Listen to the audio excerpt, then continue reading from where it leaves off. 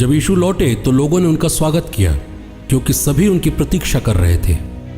उस समय सभागृह के याईर नामक अधिकारी आए और यीशु को दंडवत कर उनसे विनती करने लगे कि वे उनके यहाँ चलने की कृपा करें, क्योंकि उनकी लगभग 12 बरस की इकलौती बेटी मरने पर थी।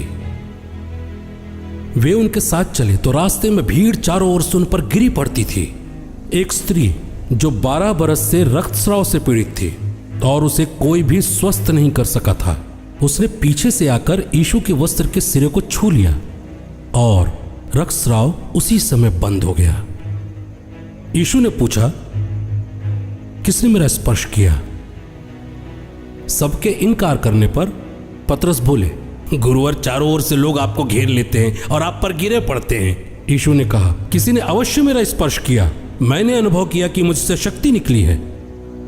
यह समझकर कि मैं छिप नहीं सकती, वो स्त्री कांपती हुई आई और उन्हें दंडवत कर उसने सबके सामने बताया कि उसने क्यों उनका स्पर्श किया और कैसे वो उसी समय स्वस्थ हो गई।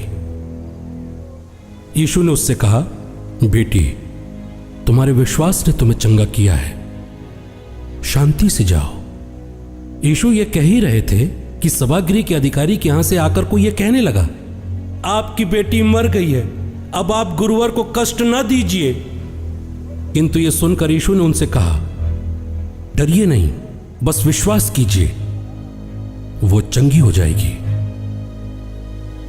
यीशु ने घर पहुंचकर पतरस, यूहन्ना, याकूब और लड़की के माता पिता को छोड़कर किसी और को अपने साथ भीतर नहीं आने दिया। सब रो रहे थे और उसके लिए विलाप कर रहे थे। यीशु ने कहा, मत रो, वो मरी नहीं है बल्कि सो रही है।